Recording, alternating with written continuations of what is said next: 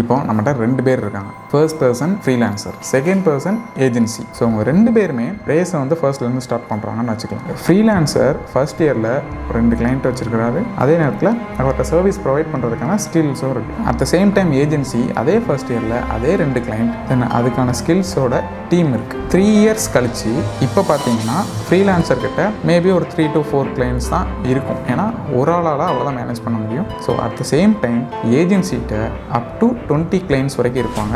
அதே நேரத்தில் அங்கே எவ்வளோ இன்கம் வந்ததோ அதை விட இங்கே 20 கிளைண்ட்ஸ்க்கான இன்கம் ரொம்பவே அதிகமாக ஸ்கேல் அப் ஆகிருக்கும். ஸோ இந்த 2த்துக்கு என்ன டிஃப்ரென்ஸ்? ஸ்கில் இல்லை, மைண்ட் செட்டும் இல்லை. இந்த 2த்துக்கு என்ன டிஃப்ரென்ஸ்னால் பிஸ்னஸ் மாடல். ஸோ நீங்கள் எந்த பிஸ்னஸ் மாடல் சூஸ் பண்ணுறீங்க அப்படிங்கிறத பொறுத்த இருக்குது. இந்த வீடியோ ஃபுல்லாக இதை தான் நம்ம டிஸ்கஸ் பண்ண போகிறோம். அண்ட் ஹானஸ்ட்லி அந்த answer will surprise you. Before that இப்போ தான் என் வீடியோ பார்க்குறீங்கன்னா, hi, I am Pradeep, this is Pradeep's portal.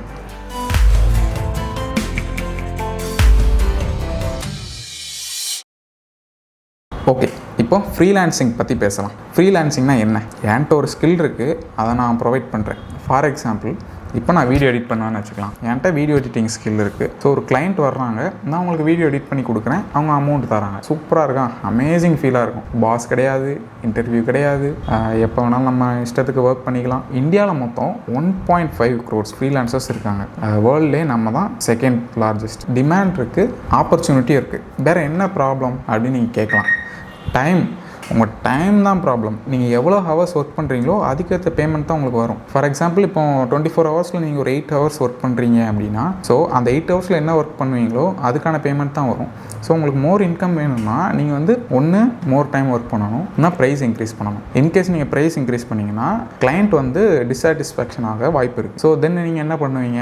More hours work பண்ணுவீங்க. தென் அதிலே ரன் பண்ணி அதே பேர்ன் அவுட் ஆகிடும். ஸோ இதுக்கு பேர் ஒன்று இருக்குது, அதுதான் இன்கம் ட்ராப். இதனால தான் ஃப்ரீலான்சிங் வந்து ஒரு நெக்ஸ்ட் லெவலுக்கு மேலே உங்களால் இன்கம் ஸ்கேல் அப் பண்ணி கொண்டு போக முடியாது. ஏன்னா உங்களுக்கு சிஸ்டம் இருக்காது, உங்களுக்கு வந்து டைமும் லிமிட்டட் தான், கிளைண்ட்டும் லிமிட்டட் தான், அட் த சேம் டைம் இன்கமும் லிமிட்டட் தான். ஓகேப்பா, இப்போ வந்து நான் ஏஜென்சியெல்லாம் செட் பண்ணிட்டேன். ஏஜென்சி செட் பண்ணால் என்னால் அவ்வளோ இன்கம் என்னால் ஜென்ரேட் பண்ணி கொடுக்க முடியுமா, ஜென்ரேட் பண்ணிடலாமா அப்படின்னு நீங்கள் கேட்கலாம். வெயிட் பண்ணுங்கள். ஏஜென்சி ஸ்டார்ட் பண்ணுற 70% ஆஃப் த பீப்புள் வந்து இதே சேம் ட்ராப்பில் தான் விழுறாங்க. வாங்க எப்படின்னு சொல்கிறேன்.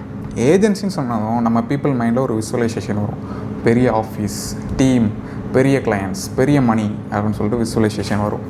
எல்லாமே ஓகே தான், கரெக்டு தான், தப்பு இல்லை.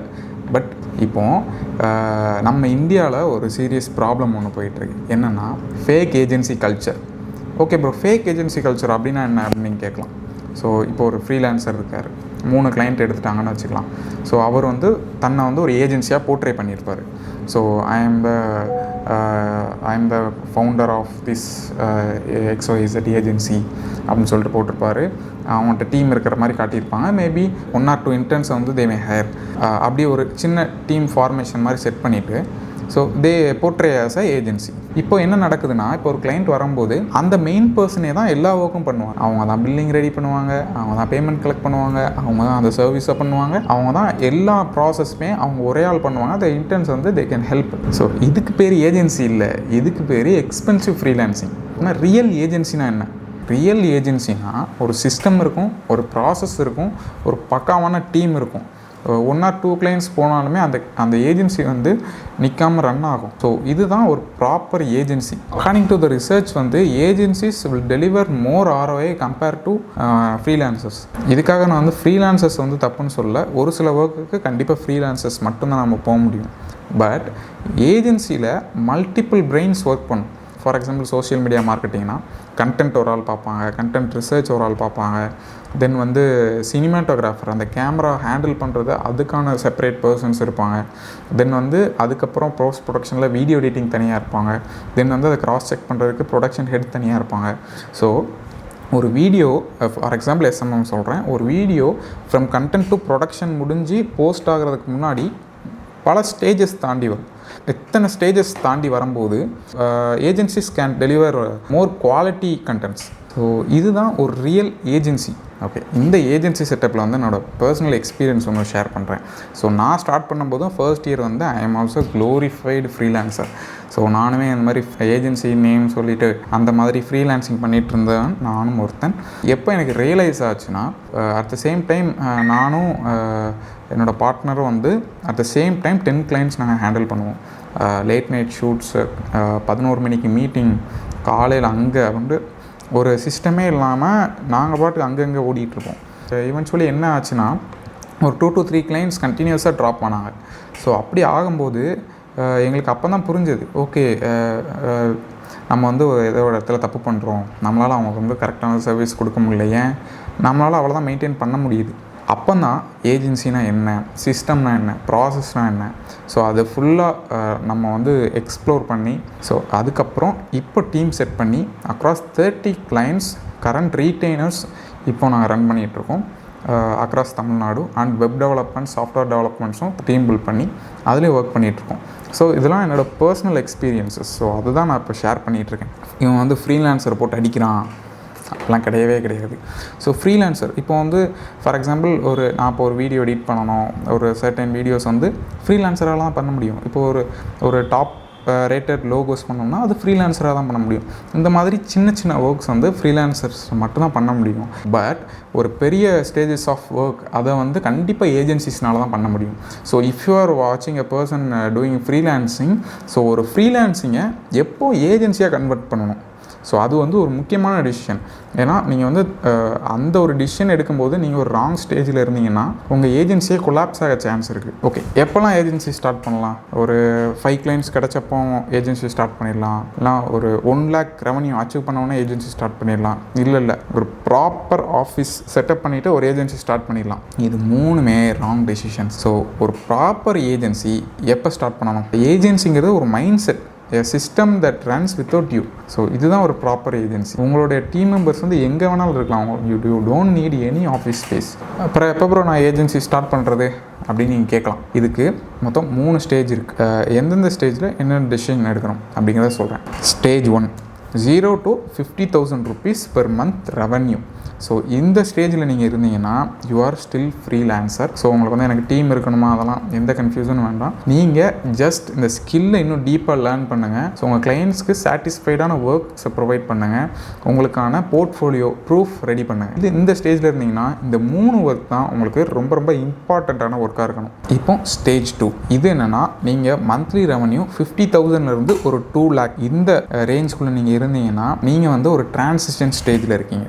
அப்படின்னா என்ன ப்ரோ அப்படின்னு கேட்டிங்கன்னா, இப்போ வந்து நீங்கள் ஒர்க்ஸ் பண்ணிகிட்டு இருக்கீங்க, உங்கள் கிளைண்ட்ஸ்க்கு சர்வீஸ் ப்ரொவைட் பண்ணிகிட்டு இருக்கீங்க. இப்போது உங்களுடைய வீக்கஸ்ட் டாஸ்க் இருக்கும் இல்லையா, அந்த சர்வீஸில் உங்களோட வீக்கஸ்ட் டாஸ்க் இருக்கும். ஸோ அதுக்கு வந்து ஒரு பர்சன் ஹையர் பண்ணுங்கள், ஒரு ஸ்பெஷலிஸ்ட் ஹையர் பண்ணுங்கள். ஃபார் சேலரிக்கு ஹையர் பண்ணி நீங்கள் உங்கள் ஒர்க்கை டெலிகேட் பண்ணுங்கள். உங்கள் ஒர்க் கொஞ்சம் கொஞ்சமாக ஃபர்ஸ்ட் இப்போ நீங்கள் டிசைனிங்கில் வீக்காக ஃபர்ஸ்ட் ஒரு டிசைனர் ஹையர் பண்ணுங்கள், அவங்களுக்கும் ஒர்க்கை டெலிகேட் பண்ணிங்கன்னா உங்களுடைய ஒர்க்கிங் டைம் கொஞ்சம் கம்மியாகும். அந்த நேரத்தில் நீங்கள் உங்களுக்கான அடுத்த கிளையண்ட்டை, அதாவது உங்களுக்கான அடுத்த ப்ராஜெக்டை க்ளோஸ் பண்ணுறதுக்கான ஒர்க்கில் நீங்கள் இருக்கணும். அப்படின்னா தான் கொஞ்சம் கொஞ்சமாக டீம் பில்ட் பண்ணி கொஞ்சம் கொஞ்சமாக நீங்கள் கிளைண்ட்ஸும் இன்க்ரீஸ் பண்ணி ரெவன்யூவும் இன்க்ரீஸ் பண்ண முடியும். ஓகே, இப்போ வந்து ஸ்டேஜ் 3.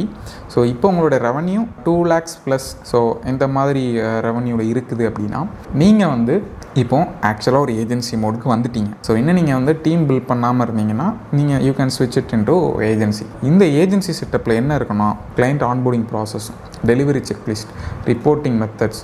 ஸோ இந்த மாதிரி உங்கள் சர்வீஸ் ப்ரொவைட் பண்ணுறது ஃபுல்லாமே ஃபுல் சிஸ்டமைஸ்டாக இருக்கணும். நீங்கள் வந்து ஸ்ட்ராட்டஜி மட்டும்தான் பார்க்கணும், எக்ஸிக்யூஷன் ஃபுல்லாக உங்கள் டீம் பார்க்கணும்.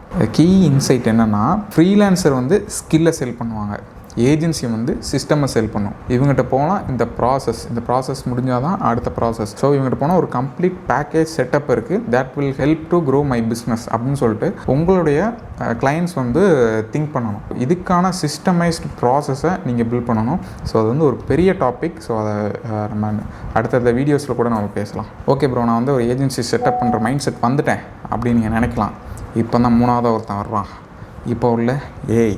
ஸோ ஏஐ வந்ததால் என்னாச்சு அப்படின்னு பார்த்தீங்கன்னா, 2020 அந்த டைமில் வந்து ஒரு 3 பேர் பண்ணுற ஒர்க்கை இப்போ ஒரு ஏஐ பண்ணிடுது. ஹானஸ்ட்டாக சொன்னால் அதான் இப்போ கரண்ட் சுச்சுவேஷன். ஒரு டிசைனாக இருக்கட்டும், ஒரு ரிப்போர்ட்டிங்காக இருக்கட்டும், ஒரு ரிசர்ச்சாக இருக்கட்டும்.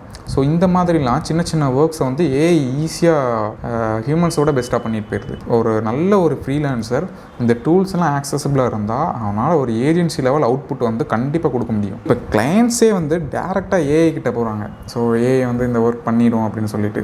பட் ஏஐ தாண்டி எதுக்கு ஏஜென்சி கிட்ட வரான்னா, ஓகே ஏஜென்சி வந்து அவங்க நம்ம மார்க்கெட்டிங் பார்த்துக்குவாங்க, நம்ம பிஸ்னஸ் பார்த்துக்கலாம் அப்படின்னு சொல்லிட்டு தான் வர்றாங்க. பிகாஸ் வந்து ஏஐ வந்து நீங்கள் சொன்னீங்க போடுன்னு சொன்னால் போட்டுரும், அந்த மாதிரி தான். அதுக்காக தான் ஏஜென்சி கிட்ட வர்றாங்க. இந்த ஏஜென்சி கொடுக்குற ஒரு பீஸ் ஆஃப் மைண்ட், அந்த ஒரு குவாலிட்டி ஆஃப் த ஒர்க் வந்து ஏஐயால் கொடுக்க முடியாது. ஸோ அதுதான் இப்போ உள்ள அட்வான்டேஜ். ஒரு ஏஜென்சி மாடலுங்கிறது ஒரு எக்ஸிக்யூஷன், ஒரு ஸ்ட்ராட்டஜியை ப்ரொவைட் பண்ணுற ஒரு ஏஜென்சி மாடலாக இருக்கணுமே தவிர, அங்கே ஏஐ என்ன பண்ணுதோ அதே இதை இங்கே பண்ணுறோம். ஒரு போஸ்டர் க்ரியேட் பண்ணால் நம்ம ஒரு போஸ்டர் க்ரியேட் பண்ணுறோம் அப்படின்னா நம்ம வந்து சர்வை பண்ணுறது கஷ்டம். ஓகே ப்ரோ, இப்போ கன்க்ளூஷனுக்கு வாங்க. ஏஜென்சி பெட்டரா ஃப்ரீலான்சிங் பெட்டரா? இந்த கொஸ்டினே தப்பு. ஸோ ஃப்ரீலான்சிங் டு ஏஜென்சிங்கிறது ஒரு ஜேர்னி. ஸோ இது வந்து நாட் அ பேட்டில், ரைட்? எல்லாருமே ஃப்ரீலான்சிங்கில் இருந்தால் ஸ்டார்ட் பண்ணுறோம். ஸோ ஒரு கிளைண்ட்டை எப்படி ஹேண்டில் பண்ணணும், ஒரு ஸ்கில் எப்படி ப்ராப்பராக சர்வீஸை டெலிவர் பண்ணணும், ப்ராசஸ் எப்படி இருக்கணும், இந்த மாதிரி எல்லாமே நம்ம வந்து ஃப்ரீலான்சிங்கில் தான் லேர்ன் பண்ணுறோம். That's right, that it should be. ஃப்ரீலான்சிங்கில் இந்த ஏஜென்சி ஜேர்னி தான் நம்மளை வந்து ஒரு ப்ராப்பர் ஏஜென்சியாக கொண்டு வரதுக்கு ஹெல்ப் பண்ணுது. இப்போ வந்து if you want a real growth, not a survival, if you want a real growth, so eventually you have to build the systems. You have to move from selling your time to selling an outcome. ஃப்ரீலான்சர்னா நீங்கள் தான் product, இதே ஏஜென்சினா the process is the product. இது better, இது வந்து better கிடையாது அப்படின்லாம் கிடையவே கிடையாது. எல்லாமே ஒரு ஸ்டேஜஸ். ஃப்ரீலான்ஸிங்கிறது ஒரு ஸ்டேஜ், ஏஜென்சிங்கிறது ஒரு ஸ்டேஜ். இப்போது ஹானஸ்ட்டாக உங்களுக்குள்ளேயே, இப்போ நீங்கள் ஃப்ரீலான்ஸ் பண்ணிகிட்ருக்கீங்க, ஒரு ஏஜென்சி பண்ணிகிட்ருக்கீங்க, எனிதிங். ஸோ உங்களுக்குள்ளேயே ஒரு கொஸ்டின் கேளுங்க. நீங்கள் நான் சொன்ன இந்த 3 ஸ்டேஜில் எந்த ஸ்டேஜில் இருக்கீங்க? நீங்கள் எப்போ ஏஜென்சி ஸ்விட்ச் பண்ணணும்? நீங்கள் எந்த ஸ்டேஜில் இருக்கீங்கிறத கமெண்ட்ஸ்லேயும் சொல்லிட்டு போங்க. ஸோ அது போக வேறு எதுவும் டவுட்ஸ் இருந்தாலும் கமெண்ட் செக்ஷனில் கமெண்ட் பண்ணுங்கள். அதை வச்சு எதாவது வீடியோஸ் மேக் பண்ண முடிஞ்சால் கண்டிப்பாக மேக் பண்ணுவேன். இப்போ தான் என் சேனலை ஃபர்ஸ்ட் டைம் பார்க்குறீங்கன்னா கண்டிப்பாக சப்ஸ்கிரைப் பண்ணிக்கோங்க. இந்த business, entrepreneurship, self development, finance, இந்த மாதிரி உங்கள் பர்சனல் டெவலப்மெண்ட்ஸ்க்கான எல்லா கண்டென்ட்டும் trying to deliver you. Please subscribe.